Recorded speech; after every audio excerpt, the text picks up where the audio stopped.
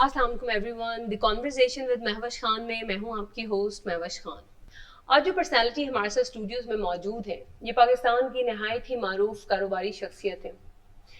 یہ نہ صرف ریئل اسٹیٹ کے پائنیئر کہلاتے ہیں بلکہ لاہور میں ہائی رائز بلڈنگ اور ملٹی سٹوری بلڈنگ کا ٹرینڈ سیٹ انہوں نے ہی کیا تھا. He was the person who bring the multi-story commercial plazas into Lahore. اس کے علاوہ انہوں نے 1988 میں farm house first ever farm house کو انٹروڈیوس کروایا اور اس کے بعد انہوں نے 2004 میں گوادر جہاں کوئی جانا ہی نہیں چاہتا تھا وہاں بھی اپنے پروجیکٹ کا آغاز کیا. یہ تو ان کی پرسنالٹی کی ایک سائڈ تھی. اب اگر دیکھا جائے تو اپنے والد کی محبت کی وجہ سے یہ جناح تک پہنچے اور جناح سے یہ پاکستان تک آئے اور اس کے بعد انہوں نے جناح رفیع فاؤنڈیشن کا انعقاد کیا. آج یہ فاؤنڈیشن بے تحاشا سوشل ورک جو ہے وہ کر رہی ہے اور اس میں ان کا بہت بڑا رول ہے. اس کے علاوہ یہ لارنس کالج میں بورڈنگ کی تعلیم حاصل کرتے رہے لیکن اس کے بعد ایک کالج ڈراپ آؤٹ ہو گئے اور اس کالج ڈراپ آؤٹ نے اتنی کامیابیاں حاصل کی اور اس کے بعد آج وہ ہمارے سامنے چیئرمین رفیع گروپ اور chairman Rafi Jinnah foundation group کے طور پہ سامنے بیٹھے ہوئے. So here we have mister Imtiaz Rafi Butt. Thank you so much, sir, for giving me your time. My pleasure to be with you. Thank you so much, sir. اچھا سر, آپ کے والد صاحب کی وفات ایک ایئر کریش میں 1948 میں ہو گئی جب آپ صرف 2 ماہ کے تھے. تو ایک بالکل ارلی اسٹیج میں آپ کو والد صاحب کا پیار نہیں ملا اور وہ جو اگر ہے میں نے آپ کو کہتے ہوئے سنا کہ اگر والد صاحب ہوتے تو یہ ہوتا, اگر ان کا وہ زندہ رہتے وہ ایئر کریش نہ ہوتا تو ایسے ہوتا. تو وہاں سے امتیاز رفیع بٹ صاحب چلے اور ایک کامیاب بزنس مین. تو اس اگر سے اس یقین تک کا جو جرنی ہے وہ کیسے طے کیا آپ نے؟ Mavish, agar has been a very important part of my life. اگر یہ ہوتا یا اگر وہ ہوتا, یہ بڑا امپورٹنٹ پارٹ میری زندگی کا بن گیا. اچھا وہ حادثہ ہے کہ بن گیا, وہ ایسے بنا کہ when my father died I was 2 months old as you said, which is right. تو میری پرورش جو تھی میری والدہ کر رہی تھی obviously. اچھا بہت کنسرن تھی, میں بہت لاڈلا تھا ان کا اور لمیٹڈ ریسورسز تھی میری والدہ کے پاس فائنینشیل, اس میں اپنا آپ کا میرا اور میری ایک بڑی بہن ہے ان کا خیال رکھ رہی تھی اگر. And she kept telling me the greatness of my father Rafi but, کہ قائد اعظم کے وہ کولیگ تھے, قائد اعظم 2 دفعہ ہمارے گھر کھانا کھانے آئے, قائد اعظم کے ساتھ رفیع بٹ کا یہ تعلق تھا. وہ کہتی رہی, جب وہ کہتی رہی تو میرے ذہن میں اگر آتا رہا کہ اگر وہ میرا باپ زندہ ہوتا تو میں یہ زندگی نہ گزار رہا ہوتا, یہ مشکلیں نہ دیکھ رہا ہوتا, اگر میرا باپ ہوتا تو یہ ہوتا, اگر میرا باپ ہوتا تو وہ ہوتا. تو میرا جو ٹین ایج تھا اور یوتھ تھا وہ ایکچولی اگر میں گزر گیا. پھر جب میں نے اپنے باپ پہ ریسرچ کی, جب میں 40 سال کا تھا, 35 سال بیہائنڈ بیک پہ ریسرچ کی اور 7 ایئرز ریسرچ کی باپ پہ, بیکاز ان کے بارے میں بایوگرافی لکھانا چاہتا تھا ان کی اور فیکٹس کو لینا چاہتا تھا. اور ان کو 40 سال ہو گئے ہوئے تھے فوت ہوئے ہوئے اور کوئی ریکارڈ نہیں تھا. 80% جو لوگ ان کے ساتھ تھے وہ فوت ہو چکے ہوئے تھے. چند لوگ پاکستان میں جو پرومننٹ لوگ تھے جو قائد اعظم کے ساتھ جن کا تعلق تھا وہ کچھ زندہ تھے جن کے میں نے انٹرویوز کیے, جن میں بابر علی, سید بابر علی تھا, ان کا بھائی بڑا سید امجد علی تھا, پھر سردار شوکت یاد تھا, ممتاز دولتانہ تھا, کراچی میں عبداللہ ہارون تھے جن کے میں نے انٹرویو کیے 35 years back. In that context that they know my father, what can they tell? پھر انہوں نے بہت کچھ بتایا, انہوں نے اپنی لائبریری سے ان کے کچھ تصویریں بھی نکالی میرے باپ کی. تو پھر ہم رفیع بٹ کو وتھ مائی ریسرچ ٹیم ہم بٹ بائی پیسز جوڑتے رہے ان کی لائف پہ. اور پھر 7 ایئرس کے بعد سید رضی واسطی ایک ہسٹورین تھا جو کولمبیا یونیورسٹی میں پڑھاتا تھا امریکہ میں, ان کو اسائنمنٹ دی کتاب لکھنے پہ. پھر انہوں نے 7 ایئرز ریسرچ کے بعد ان پہ کتاب لکھی ایٹ قائد سروس, جس پہ انوگریٹ کرنے پرائم منسٹر بے نظیر بھٹو آئے. ٹھیک, تو اگر has been part of my life even today.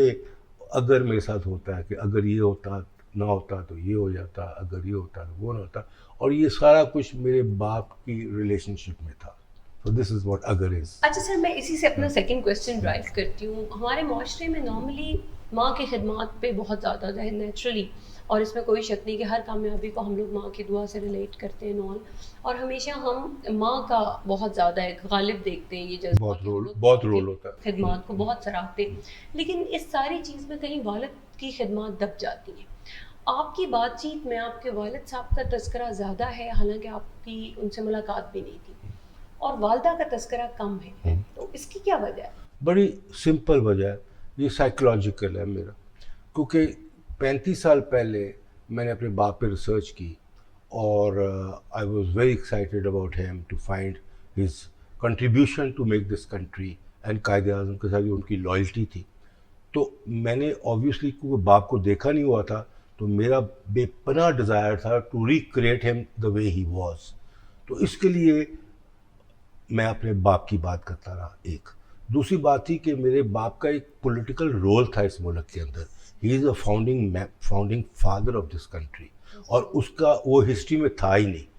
He was lost in history, اور لاسٹ بھی اس کے لیے ہوا کہ قائد اعظم فوت ہوتے ہیں 11 سپٹمبر 48 میں. اس کے 2 مہینے کے بعد میرے باپ کا ایئر کریش ہوتا ہے. اگر یہ میرا باپ کا ایئر کریش قائد اعظم کی زندگی میں ہوا ہوتا تو قائد اعظم پھر اس نیشن کو بتاتا کہ رفیع بٹ نے ان کے لیے کیا کیا کیا ہے. بٹ بیکاز قائد اعظم اور رفیع بٹ کا جو ریلیشن شپ تھا وہ پولیٹیکل نہیں تھا کہ میرا باپ الیکشن لڑ رہا ہے یا ایم این اے بن رہا ہے یا وزیر بن رہا ہے. نو, اٹ واز ٹو میرے والد کو رفیع بٹ نے جہاں پہ میرے باپ کو جس قائد اعظم نے جو ٹاسک دیا تھا وہ یہ دیا تھا, because my father was a entrepreneur business man. اس کو یہ تھا کہ جب پاکستان بنے گا تو اس کی اکانومی کو کیسے انڈسٹریلائز کرنا ہے اور کیسے آگے لے کر چلنا ہے, وہ میرے والد کو قائد اعظم نے ٹاسک دیا ہوا تھا. اور قائد اعظم نے مسلم لیگ کی ایک کمیٹی بنائی جس کو رفیع بٹ ہیڈ کر رہا تھا as chairman of metallurgy and steel. تو وہ جو کمیٹی تھی وہ یہ تھی, وہ کمیٹی میں سارا کچھ پرپوز پاکستان جب بنے گا تو اس کی اکنامک اپ لفٹ کی بات تھی. So that has been two. Third, میرے والد کا کیونکہ پولیٹیکل رول تھا تو اس کی بات تھی. والدہ کی اس کے لیے بات نہیں میں نے زیادہ کی. ایک تو میں نے والدہ کو دیکھا ہوا تھا, رہا ان کے ساتھ.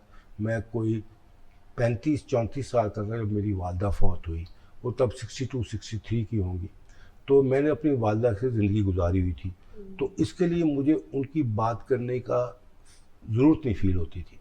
پھر ان کا کوئی ہسٹوریکل کنٹریبیوشن نہیں تھی میری والدہ کی, میرے والد کی تھی, تو اس کے لیے میں نے بات نہیں کی.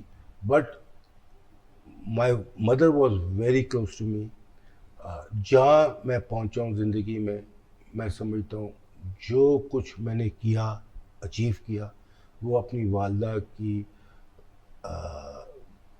جو وہ چاہتی تھی مجھے, وہ میری ایز اے ینگ کڈ میرے سب کانشیس مائنڈ میں ڈالتی گئی کہ باپ کی طرح ہونا ہے تم نے, باپ یہ کرتا تھا, باپ وہ کرتا تھا. تو ہائی اچیومنٹ کی میری والدہ نے میرے ذہن میں ایک ڈال دی. ہم انسان جو ہے, ہمارے 2 طریقے کے برین ہوتے ہیں, ایک سب کانشیس مائنڈ ہوتا ہے, ایک ایکٹیو برین ہوتا ہے. سب کانشیس مائنڈ میں جو بھی آ جائے ایک دفعہ وہ نکلتا نہیں ہوتا, اس کو آپ سپریس کر سکتے ہیں, وہ نکلتا نہیں ہوتا. وہ سب کانشیس مائنڈ پھر پاپ آؤٹ کر لیتا ہے. تو سب کانشیس مائنڈ ہمارا اکثر ہمارے ماں باپ نے یا ہمارے انوائرمنٹ نے بنایا ہوتا ہے ایز اے چائلڈ, اور وہ جو بہت بگ بھی کرتا ہے, بودر بھی کرتا ہے. So that has been the main reason. اور میں کیونکہ بزنس میں کافی اگریسو رہا لائف میں, because I had to achieve things, اور اگریسونیس ہوتی ہے. اس میں میرے بڑے فیلیئرز بھی آئے لائف میں, اور بڑی مشکلاتیں بھی میں نے بہت دیکھی. بٹ میں وہاں پہ سمجھتا ہوں کہ ماں کی دعائیں جو ہوتی ہیں وہ انسان کو بچاتی ہیں. I am a big believer کہ ماں کی دعا جو ہوتی ہے اس سے زیادہ آپ کو کوئی چیز پروٹیکٹ نہیں کرتی. ویری ویل سیڈ سر, یہ بالکل اس میں کوئی شک نہیں. اچھا سر, آپ جیسے آپ کی والدہ سے آپ بہت کلوز رہے, آپ نے ابھی ذکر بھی کیا, آپ کی والدہ نے آپ پہ ہوائی سفر پہ پابندی لگائی ہوئی تھی کہ آپ نہیں جائیں گے. اس کے باوجود آپ نے امریکہ کا سفر کیا, اور وہاں پہ آپ مختلف ہوٹلس کے ساتھ آپ نے جابس کیے اور وہاں سے بھی آپ کو نکال دیا جاتا تھا. یہ کیا اسٹوری ہے سر, کیا اسٹرگل تھی؟ والدہ میری تو جہاز کے قریب نہیں مجھے جانے دیتی تھی بیکاز باپ میرا disappeared in a plane crash, تو میں جا ہی نہیں سکتا تھا. جہاں بس میں جاؤں یا ٹرین میں جاؤں جا ہی نہیں سکتا. اور جب میں امریکہ گیا تب میری عمر 25 سال ہو گئی تھی. تو اور میں پاکستان سے بہت ڈس اپوائنٹڈ ہو گیا تھا اپنی وجہ سے. اس کی وجہ یہ تھی کہ I was not a good student at all. میں جب اسکول اور کالج میں تھا تو مجھے پڑھائی اٹریکٹ نہیں کرتی تھی. مجھے یہ بہت ایک نیرو چیز لگتی تھی, سائیکلوجیکلی مجھے لگتی تھی. I wanted to do something more bigger because میں نے سکسیس کرنی ہے. اور سکسیس تو مجھے اس کتاب میں یا اس کلاس میٹرک میں نظر نہیں آتی تھی. تو میں وانڈر کرتا رہتا تھا, way can I C some thing, تو مجھے وہ نظر نہیں آتی تھی. تو but I was looking for that. تو جب میں 25 سال کا ہوا اور پاکستان میں نے یہ ریئلائز کیا کہ نہ میرے پاس پیسہ ہے ٹو ڈو بزنس, نہ میرے پاس ڈگری ہے ٹو ڈو اے جاب, اور میں جاب کرنا بھی نہیں چاہتا تھا, اور نہ میرے پاس گائیڈنس ہے. So how do I succeed اس ملک میں؟ تو میں نے سوچا میں نہیں کر سکتا. پھر 25 سال کی عمر میں میرے پاس گاڑی تھی, میں نے وہ بیچ کے ٹکٹ لی اور $1000 تھا میرے پاس کیش. میں نیو یارک اتر گیا without any contact, without knowing anybody, without going to anybody's place. تو وہاں گزر گیا. اب میں نے سروائیو کرنا تھا, تو میں نے ریسٹورینٹ میں بیرا گیری کی جاب اپلائی کی اور مجھے مل گئی. ریسٹورینٹ میں اس کے لیے کام کرنا چاہتا تھا اور فیکٹری میں نہیں کرنا چاہتا تھا, بیکاز میں سوچتا تھا ریسٹورینٹ میں مجھے امریکہ کا ایکسپوجر مل جائے گا, لوگ آئیں گے, کسٹمرز آئیں گے, ایکسپوجر مل جائے گا. تو میں نے جاب کی اور 3 ریسٹورینٹس میں مجھے فائر کیا, یہ کہہ کے you are not a good waiter, you do not know how to work. اچھا, میں بڑا حیران ہوتا تھا. ہاں, تو میں بڑا حیران ہوتا تھا. اور جب میں میچور ہوا تو مجھے وہ چیز میرے دماغ میں آتی رہی. تو میں نے کہا یار تینوں نے صحیح ریئلائز کیا تھا I am not a good waiter, because میں کام تو کر رہا تھا ویٹری کی, بٹ میری نظر کہیں اور ہوتی تھی. کلائنٹس کے ساتھ کو پوچھنا بزنس کون سا چل رہا ہے, کیا کیا جا سکتا ہے, کیا کین اسٹارٹ مائی بزنس ایرا وغیرہ. تو سال بعد جب میں 3rd ٹائم فائر ہوا تو میں نے کہا میں نے ریسٹورینٹ میں کام نہیں کرنا بیکاز یہ ہو رہا ہے میرے ساتھ. تو دین اس سال میں مجھے اندازہ بھی ہو گیا امریکہ کیسے چلتا ہے اور کیا ہوتا ہے. And then I went into carpet business and I made good money. For about 4 years I was in carpet business, and then 1 سال بیٹری, 4 سال carpet business, and then I came back to Pakistan because my mother was pressurising me انتہا کی کہ you must come back. میں اکیلی ہوں, تمہارے لیے میں روتی رہتی ہوں, جو حقیقت بھی تھا. تو وہ اکیلی تھی یہاں پہ رہ رہی. تو پھر میں واپس آیا تو I said I am not going to leave her and go to America any more. تو میں نے پھر کہا میں نے پاکستان رہنا ہے. اب میری میچورٹی بزنس میں آ چکی ہوئی تھی, مجھے سمجھ آ چکی ہوئی تھی بزنس کیا ہوتا ہے. میری عمر تب 29-30 years تھی جب میں واپس آیا. And I figured out Pakistan میں real estate is moving right now. Real estate کا بزنس اچھا ہے, ریئل اسٹیٹ کا بزنس اچھا ہے, ہاں ریئل اسٹیٹ کا بزنس اچھا ہے. اور یہاں پہ پریمیٹیو ڈیولپمنٹ تھی کمپیئر ٹو امریکہ. امریکہ میں جب میں دیکھ رہا تھا بزنس, میں ریئل اسٹیٹ ڈیولپمنٹ کو بھی دیکھ رہا تھا. میں کر تو نہیں پاتا تھا وہاں پہ, بٹ دیکھ رہا تھا. تو وہ مجھے اندازہ ہو گیا. تو میں نے کہا پاکستان میں یہ چلے گا. تو that's when I made my first high rise building and it was a success. And then success didn't stop me for 10-15 years. It was doing fantastic. پھر 90s کا دور آیا تو پاکستان کی اکانومی کا وہ حال ہو گیا جو آج ہے پاکستان کا, ٹوٹلی ڈیڈ. بیکاز 91-92 میں سوویت یونین ٹوٹ گیا تھا اور امریکہ کی جو افغانستان میں ہماری اور CIA اور ہم مل کے جنگ لڑ رہے تھے اس کے ساتھ, رشیا کے ساتھ, وہ ختم ہو گئی. تو امریکہ وڈرا کر گیا اور ہمارے پہ اس نے پریسلر امینڈمنٹس لگا دی پاکستان کے اوپر, اور اکانومی 10 سال پاکستان کی 90 سے لے کے ٹل 9/11 ہوا وچ واز 2002 اور 1, تب تک اکانومی 12 سال پاکستان کا وہی حال تھا جو آج ہے. 2.5 سال کی گورنمنٹس تھی, 2.5 سال بے نظیر, 2.5 سال نواز شریف, 2.5 سال بے نظیر, 2.5 سال نواز شریف, یہ گورنمنٹس تھی. اور اکانومی امریکہ کا پیسہ آنا بند ہوا ہوا تھا اور پاکستان ڈیفالٹ کر رہا تھا. اچھا سر، قطع کلامی معاف، آپ نے ایک جگہ پہ انٹرویو میں کہا کہ پاکستان کو انڈونیشیا کو ان ٹرمز آف اکانومی نہیں فالو کرنا چاہیے بلکہ نارتھ کوریا اور اسرائیل کو فالو کرنا چاہیے. تو ایک export driven economy versus political economy. ہماری تو انفارچونیٹلی مہوش نہ ایکسپورٹ ڈریون اکانومی ہے اور نہ کوئی اکانومی. ہماری پاکستان کی انفارچونیٹلی پولیٹیکل اکانومی ہے. اوکے. ہماری اکانومی پالیٹکس کے ساتھ ڈپینڈ کرتی ہے جب سے ہم بنے ہیں کہ اگر سپر پاور امریکہ ہے یا کوئی اب چائنا ہو گیا, اگر وہ ہمیں اسپانسر کر رہے ہیں تو ہماری اکانومی چل رہی ہے, وہ ہمیں ایڈ دے رہے ہیں یا ہمیں ہیلپ کر رہے ہیں, ہماری اکانومی چل رہی ہے. ہم نے کوئی اپنا سسٹم ڈیولپ نہیں کیا بیکاز جب سے پاکستان بنا تو اسٹریٹجک لوکیشن ایسی تھی کہ ہم امریکہ کے فرنٹ لائن اسٹیٹ بن گئے اگینسٹ سوویت یونین, اور امریکہ نے ہمیں انتہا کی ایڈس دی. سیٹو سینٹو ان کی ہمیں ممبر بنایا اور ہم اس کے کلوز الائے تھے امریکہ کے سوویت یونین کے ٹوٹنے تک 91-92 تک. تو ہم نے تو وہ عادت پڑ گئی. پھر ہمارے حکمرانوں کو بھی وہ عادت پڑ گئی, جو پیسہ آئے گا وہ کھا پی جائیں گے اور انڈیجنس ڈیولپمنٹ کی کوئی نہیں. سو ہماری ٹوٹلی پولیٹیکل اکانومی رہی, آج بھی پولیٹیکل ہے. مینز آج ہم سٹک ہیں بٹوین امریکہ اینڈ چائنا, ہمیں کون کیا دے رہا ہے, ہم سٹک ہیں. اوپر سے ہماری گورنمنٹ بھی انسٹیبل ہے. سو دس از اے پولیٹیکل اکانومی, اور پولیٹیکل سچویشن ہماری سیٹل ہوگی تو اکانومی آگے چلے گی. ادروائز جس طرح 2-3 سال سے اکانومی پھنسی ہوئی ہے, پھنسی رہے گی. سر آپ نے یہ جو جناح رفیع فاؤنڈیشن کا قیام ہوا, آپ کو میں نے کہتے ہوئے سنا کہ ہمارا جو تعلیمی نظام ہے وہ جو ہمیں نہیں سکھاتا وہ 3 چیزیں ہیں, how to make money, happiness in life and common sense. تو یہ جو جناح رفیع فاؤنڈیشن کے انڈر اسکولس رن کر رہے ہیں آپ, وہاں پہ یہ سب چیزیں سکھائی جاتی ہیں؟ ایک تو پہلی بات تو میں یہ سمجھتا ہوں ہم لوگ کوئی بھی ایون امریکہ کا آئیوری لیگز جو ہیں امریکہ کی, وہ بھی آپ کو how to make money, common sense, یہ چیزیں نہیں سکھاتا. سبجیکٹ سکھاتا ہے, جیوگرافی سکھا دی, الجبرا سکھا دیا, سبجیکٹ سکھاتے, but common sense is most missing among us people. تو بات یہ ہے کہ اور جتنے آپ دنیا کے دیکھ رہے ہیں بلینئرس جو ٹاپ پہ گئے ہیں, بل گیٹس تک, دے آل ہائی اسکول ڈراپ آؤٹس. ٹھیک ہے. اچھا بدقسمتی یہ ہوتی ہے, ہاں دے آل ڈراپ آؤٹ. اچھا بات پرابلم یہ ہوتی ہے جو ڈراپ آؤٹ نہیں ہے, پڑھا لکھا ہے اور ڈگریز لے رہا ہے اور ماسٹرز کر رہا ہے اور آگے جا رہا ہے, پڑھ رہا ہے, وہ تو پھر سیدھا جاب پہ چلے جاتا ہے.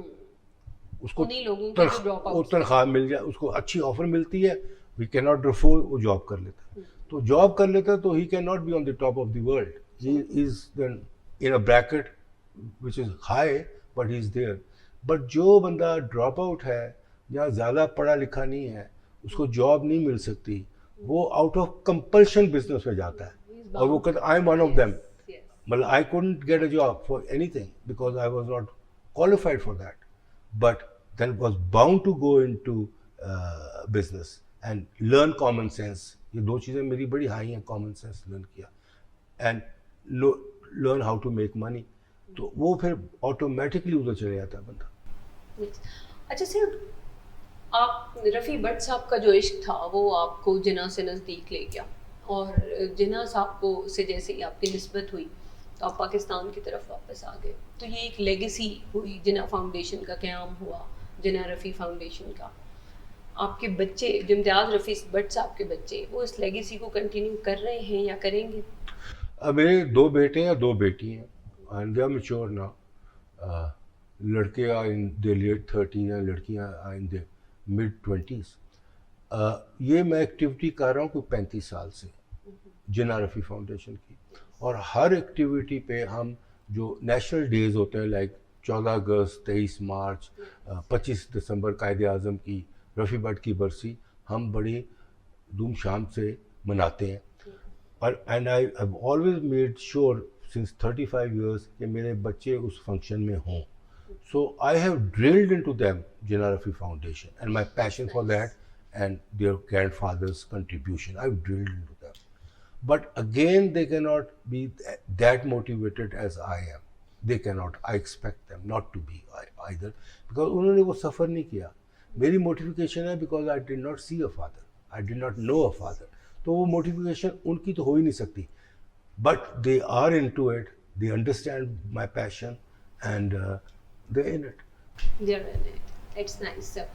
अच्छा सर, आपका anger management and fear management के ऊपर आपको बहुत अबूर हासिल है और आप इससे रिलेटेड, आपको पता है आजकल मुआशरे में इसकी अशद ज़रूरत है. एंगर मैनेजमेंट भी in terms of personal capacity and professional capacity required होता है और फेयर मैनेजमेंट की भी बहुत ज़रूरत है. तो उससे रिलेटेड नौजवानों के लिए, जो आजकल का नौजवान है जो जेन जी से ताल्लुक़ रखता है, उसमें आप क्या कह रहे हैं? पहले तो महावेश मैं आपको ये बताऊं कि there is about 30% people in the world who are mentally not balanced. 30% है साइकोलॉजिस्ट का कहना. 100 बंदों में से 30 बंदे आर मेंटली नॉट हेल्थी.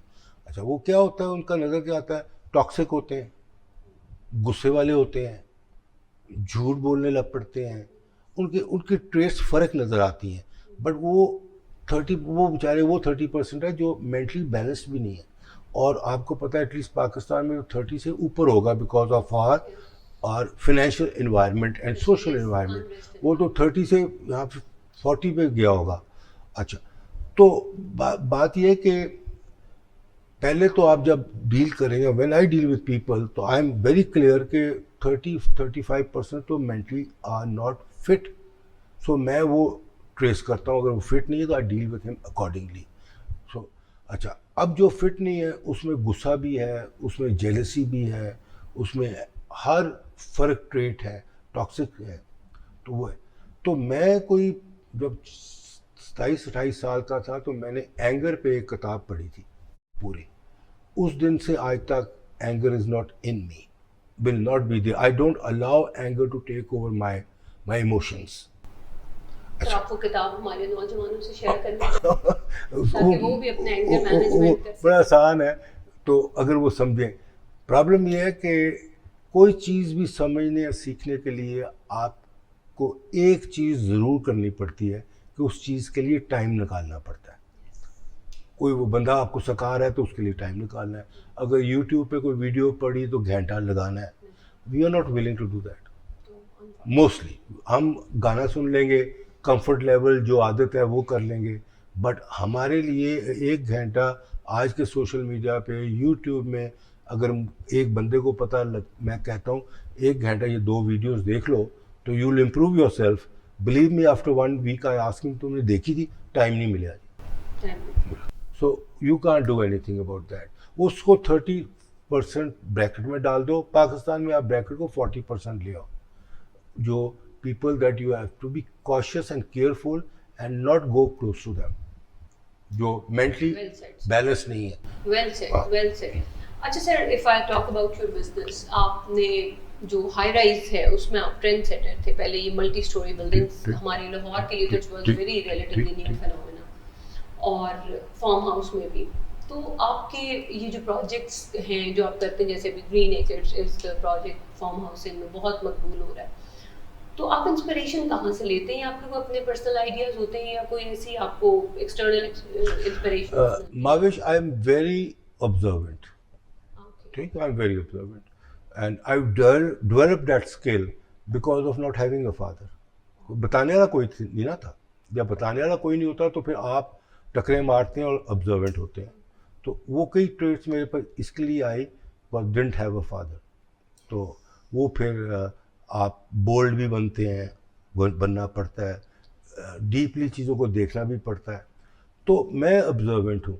तो आई कुड सी कि 90s के दौर में toll high rise buildings was the style and would be selling in Lahore very profitably. तो मैं वो करता रहा. अब high rise buildings are not doing well at all because market is dead and high rise building की cost ज़्यादा होती है. तो it's in a bad shape. इस वक्त पाकिस्तान में और लाहौर में इन particular all high rises building are in financial trouble और कंप्लीट भी नहीं हो रही. तो अब वो टाइम है کہ آپ ہاؤس یہ ٹال بلڈنگز نہ کریں جو میں نے 90s میں کیا تھا اور 2000s میں کیا تھا. اب از اے ہاؤسنگ پروجیکٹ جہاں پہ لوگوں کو آپ لینڈ بیچیں یا گھر بیچیں. اس کے لیے میں نے گرین پام ایک گوادر میں پروجیکٹ کیا اور ایک لاہور میں شروع کیا. اور گوادر میں اس کے لیے کیا ایز یو نو کہ وہ چائنا کا اسپانسرڈ پورٹ ہے. بہت کچھ وہاں بن گیا, ایئرپورٹ بھی بن گیا ہے, مرین ڈرائیو بھی بن گئی ہے, بہت کچھ بن گیا. اینڈ گوادر میں اب نیکسٹ فیز جو ہے اس میں انڈسٹری لگنی ہے, چائنا سے انڈسٹری یہاں آئے گی, لگے گی, ہمارے بھی لوگ لگائیں گے.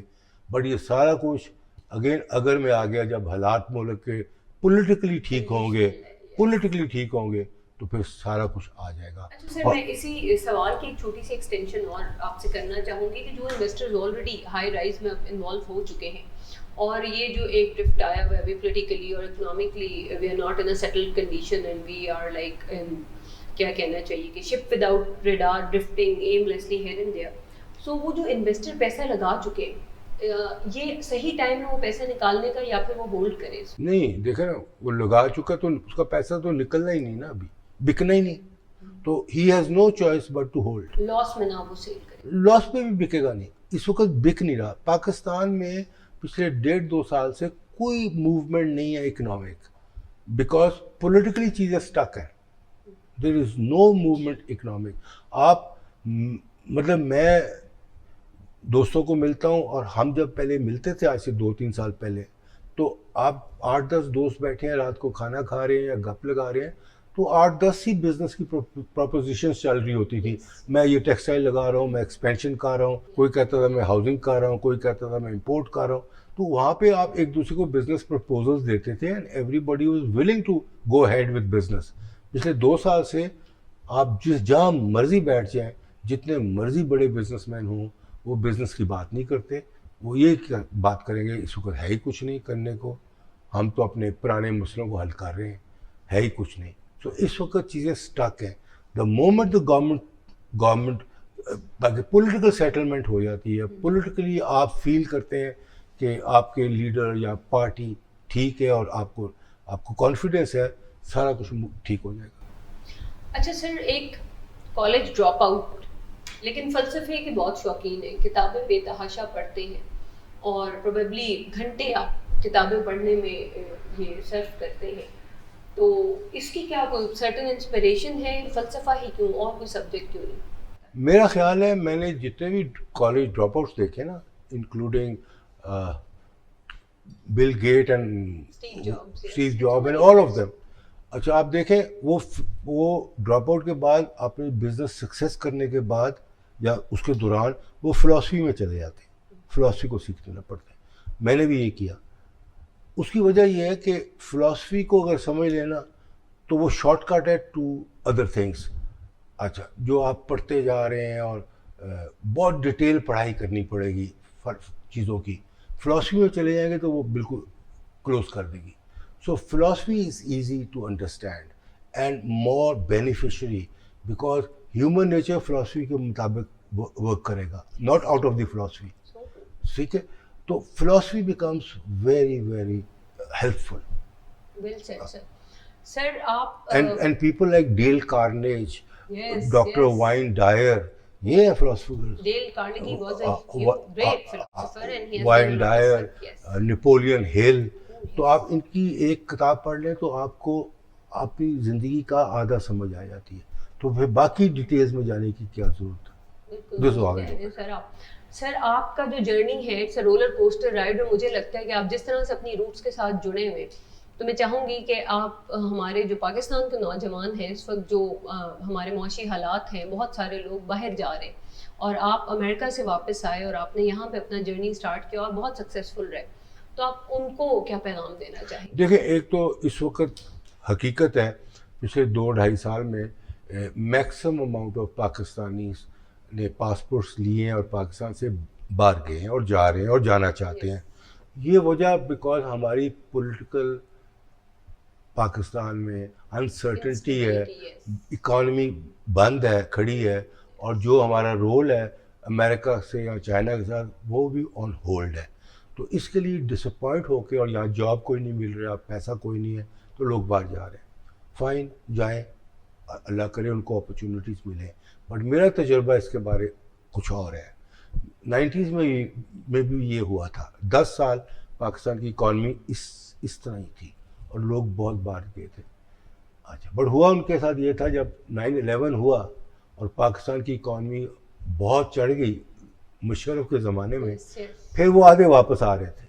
اچھا, اب بھی یہی ہوگا کہ یہ جو جا رہے ہیں ان میں سے کوئی سیٹل ہو جائے گا. بٹ جس طرح پولیٹیکل سیٹلمنٹ پاکستان کی ہوتی ہے اور پولیٹیکلی وائبلٹی یہاں بنتی ہے اور اکنامکس چلتی ہیں, اکانومی چلتی ہے, پھر اپرچونٹی پاکستان میں اس طرح ہی بہت زیادہ ہوگی. بیکاز ڈپریشن ہے نا 2-3 سال کا, پھر اگریشن ہوتی ہے, بہت چلتی ہے. پھر وہی جو بات گئے ہیں نا, جو جا رہے ہیں, وہ واپس آنے نہ پڑے.